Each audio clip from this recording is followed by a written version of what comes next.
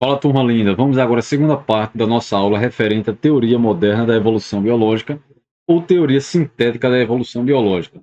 Nós estamos na aula de número 2 desse conteúdo, então se você caiu aqui de paraquedas, volte na aula anterior, assista tudo com calma para ficar bem organizado aí a sua mente e depois você vem para cá para a gente continuar a nossa aula, certo? Estou na parte 2. Depois dessa ainda vai ter a parte 3 para depois entrarmos com a resolução das questões, certo?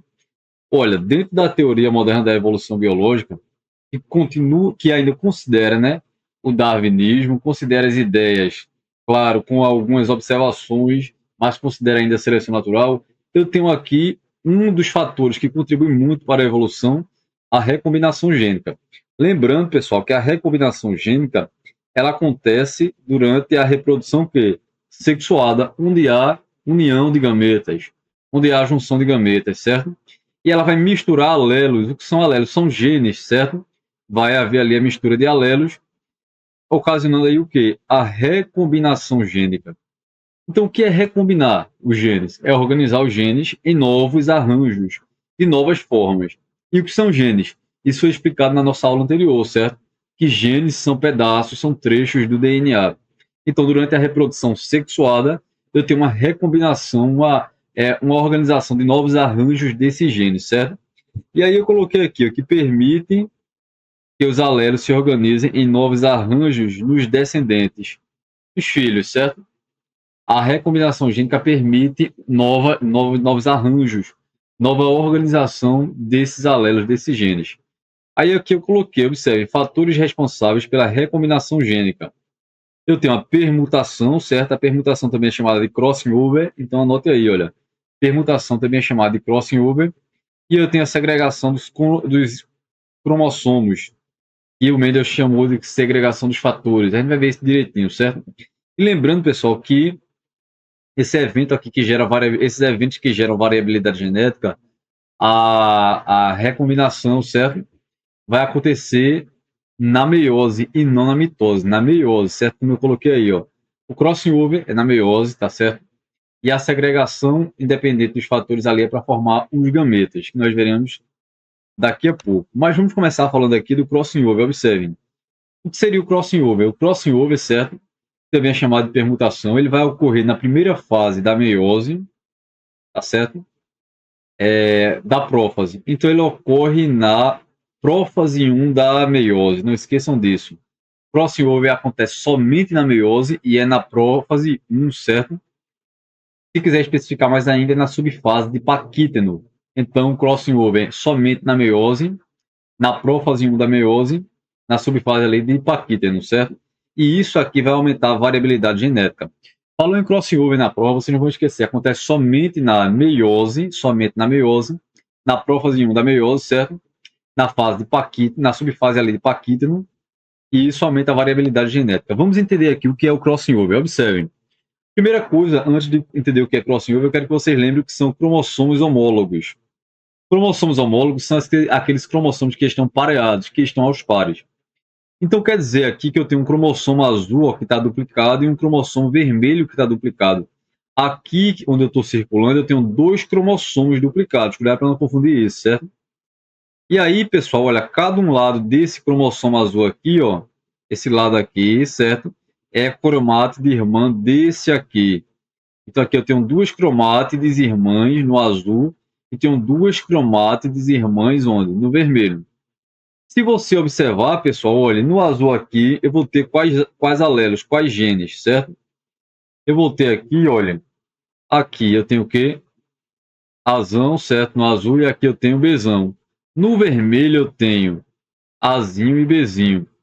Só que o que é que está acontecendo aqui? Olha, a cromátide azul aqui, ó, essa daqui, está se unindo à cromátide vermelha aqui, certo? Formando aquilo que eu chamo como se eles estivessem se abraçando aqui. Isso aqui eu vou chamar de quê?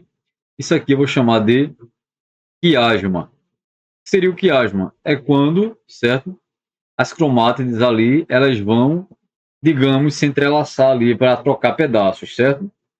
E aí o que é que aconteceu? Veja, se você notar, veja, esse cromossomo aqui, ó, é esse azul daqui, certo? Ele continuou igual estava, né? Mas esse segundo azul aqui, ó, ele recebeu um gene diferente aqui, olha.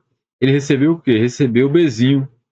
E esse Bzinho aqui que ele ganhou veio de onde? Do cromossomo vermelho.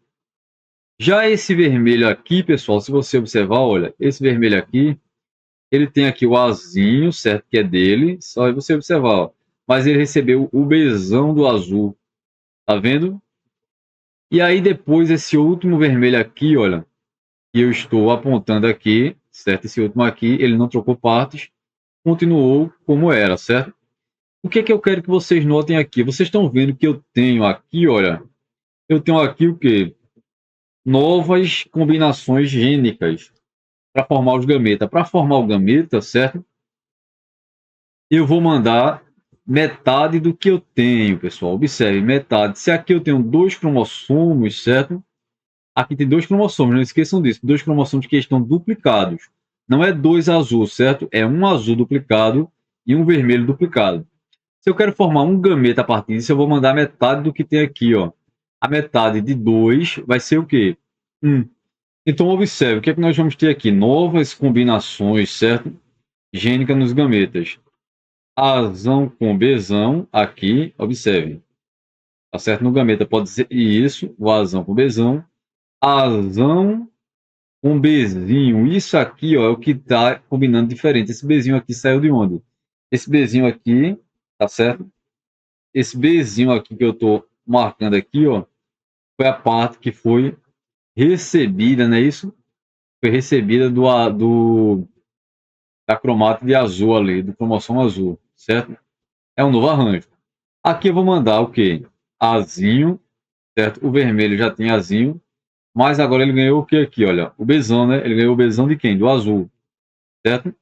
E aqui eu tenho o quê? Azinho, que já era do vermelho, com Bzinho, que já era do vermelho. Pessoal, as partes que foram trocadas aqui, certo? As partes que foram trocadas aqui, não esqueçam, foram quem? Foi esse Bzinho aqui, tá certo?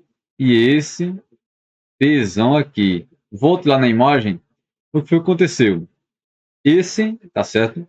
Esse cromossomo aqui, ó, que era o azul, ele recebeu essa parte aqui, um Bzinho do vermelho, certo? E esse aqui, que é o vermelho, recebeu esse Bzão aqui do azul. Misturou, pessoal, os alelos, misturou novos arranjos. Isso é bom para gerar, tá certo? Variabilidade genética, isso é bom para a evolução, tá certo? Da espécie. Não esqueçam disso. O crossing over acontece na prófase 1 da meiose, na subfase de Paquítano, e é troca de pedaços entre o quê? Entre cromossomos homólogos, cromossomos que estão pareados. Além do crossing over, certo? Na recombinação gênica eu tenho a segregação de quê? Olha, volte lá, nós colocamos aqui, olha. Eu tenho uma recombinação, na recombinação gênica eu vou ter a permutação, que é o crossing over, mas eu vou ter também o quê? A segregação independente dos cromossomos. Como assim? Segregar é separar, certo? Então eu vou separar, pessoal, olha, separar de forma independente dos cromossomos. Aí vai ocorrer aqui a separação de cromossomos homólogos. Como assim? Eu quero que vocês observem essa imagem aqui para você entender. Cromossomos paternos, só para ilustrar, certo? E cromossomos maternos. Notem que quantos cromossomos eu tenho aqui ao todo? Eu tenho, contem aí comigo, 6, não é isso? 3 de origem paterna, que está em azul, e 3 de origem materna. Para formar o gameta desse indivíduo aqui, tá certo? Que aqui é um mosquito sendo representado. Para formar um gameta, ele tem 6 cromossomos aqui. O gameta dele só pode ter metade, certo? O típico é que tenha metade. Qual é a metade de 6? Se essa célula aqui tem 6 cromossomos, o gameta vai ter quantos? 3 cromossomos, certo? No nosso caso, nós temos nas nossas células ali, certo, somáticas, 46 cromossomos. Mas os nossos gametas só têm 23 cromossomos. Então, pessoal, note que desses 6 aqui eu só posso mandar 3, tá certo? Eu só posso mandar 3 para quê? Para formar o gameta. Olha, no primeiro gameta aqui, ó, eu mandei o quê? Eu mandei apenas 3 vermelhos. Posso mandar 3 desses. Aí, um M aqui é um de origem materna, o segundo é de origem materna e o terceiro foi de origem materna. Se vocês observarem aqui o segundo gameta, certo? O segundo gameta, ele mandou o quê? Ele trouxe o quê, né? Ele trouxe, observe, ele pode trazer 3 daqueles 6, certo? Ele trouxe o primeiro de origem materna, o segundo de origem materna e o terceiro de origem o quê? Paterna, certo?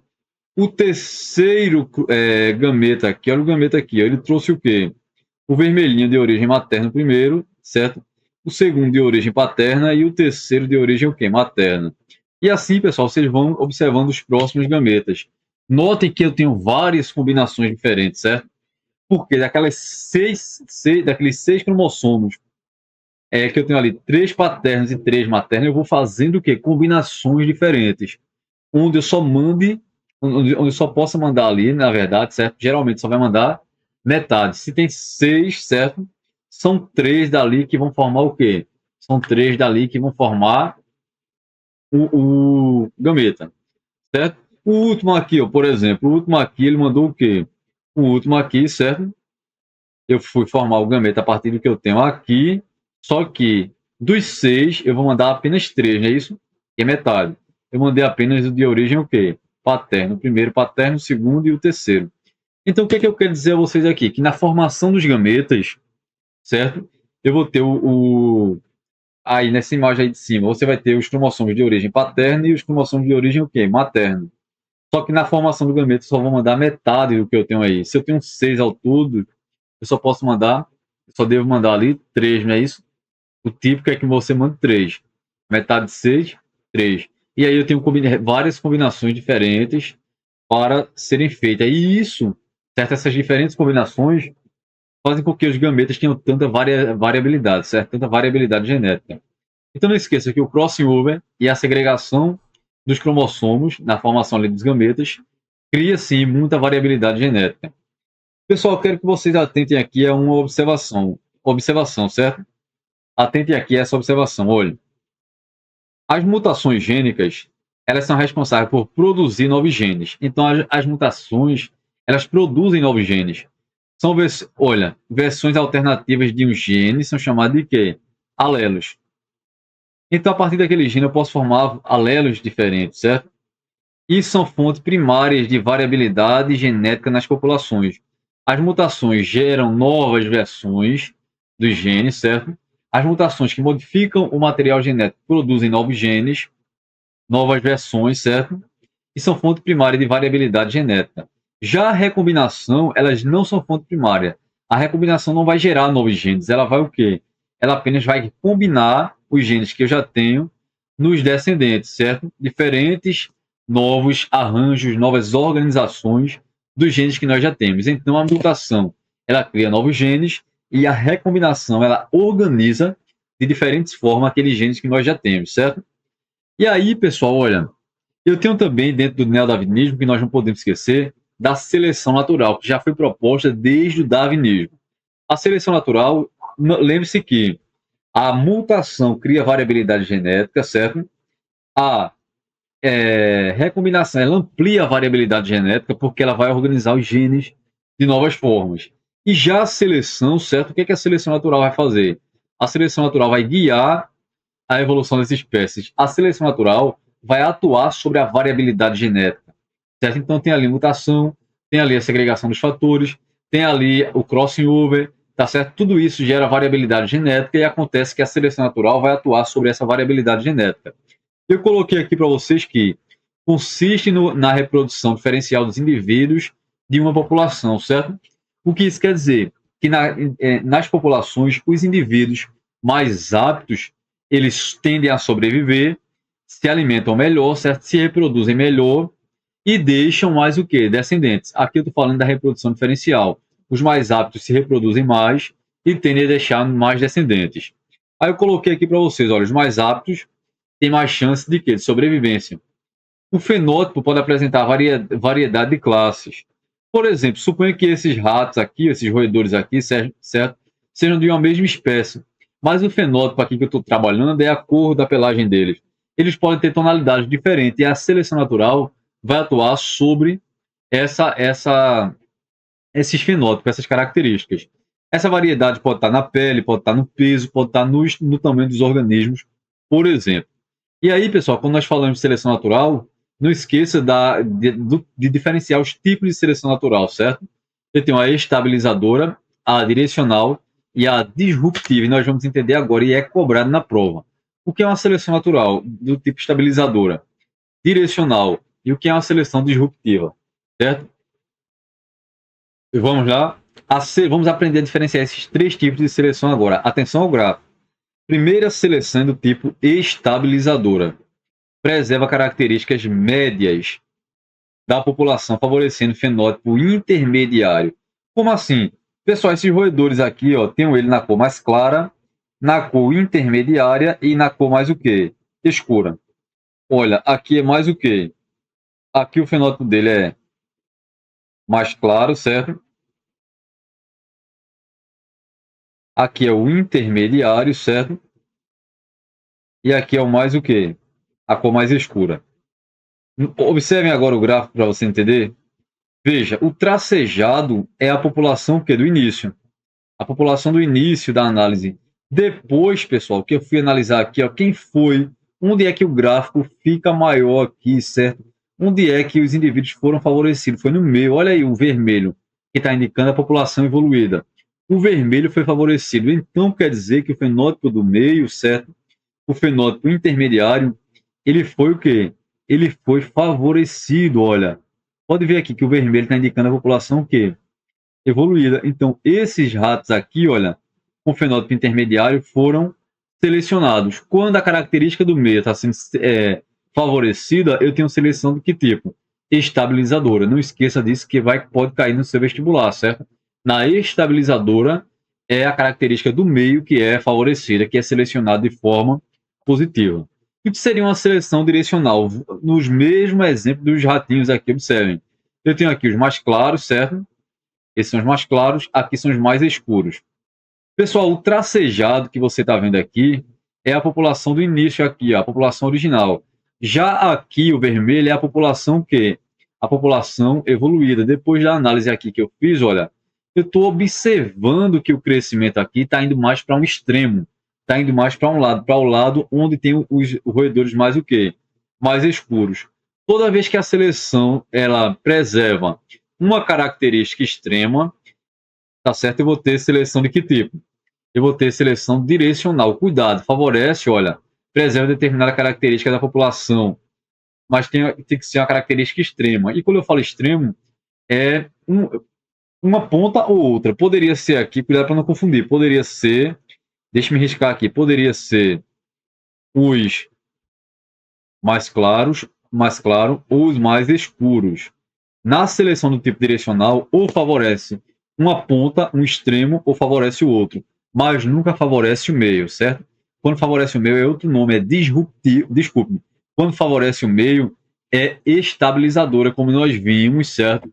Anteriormente. Quando favorece o intermediário, o meio ali, estabilizadora. Quando favorece ou uma ponta ou outra, certo? Ou um extremo ou outro, que no caso aqui, ou os mais claros ou os mais escuros, vai ser seleção direcional. No caso aqui, quem está sendo favorecido é o mais escuro, certo?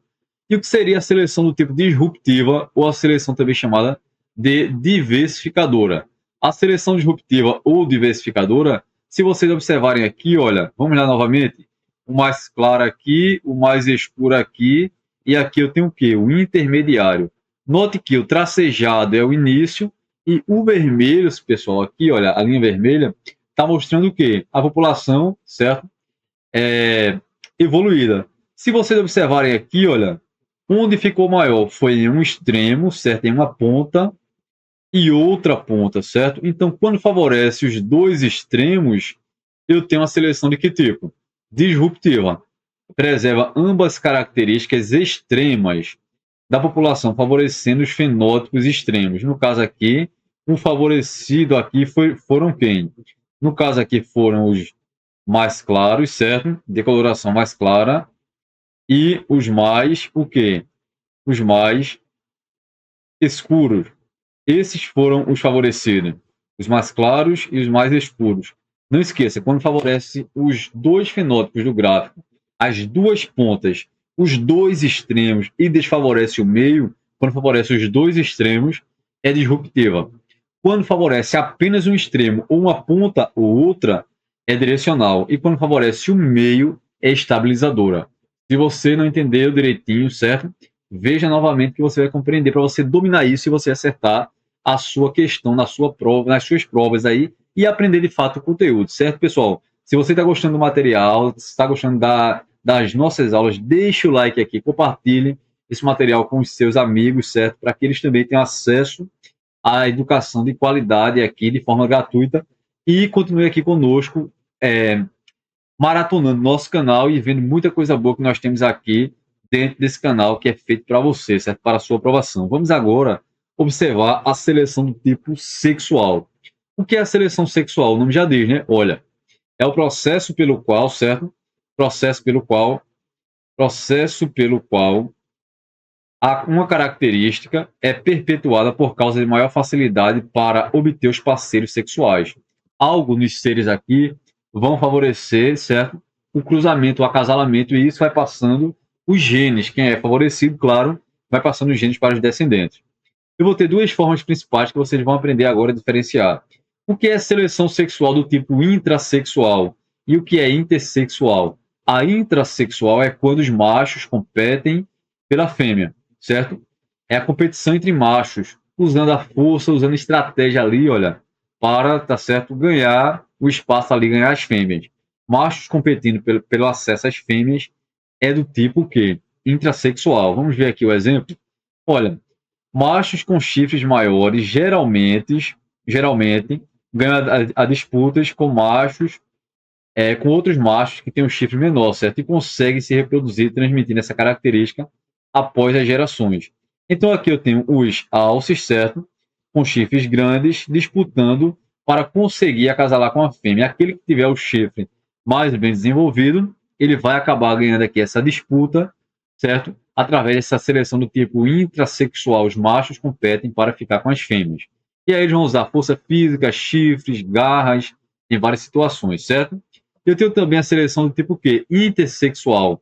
Intersexual vai prevalecer as características que tornam os machos mais atraentes.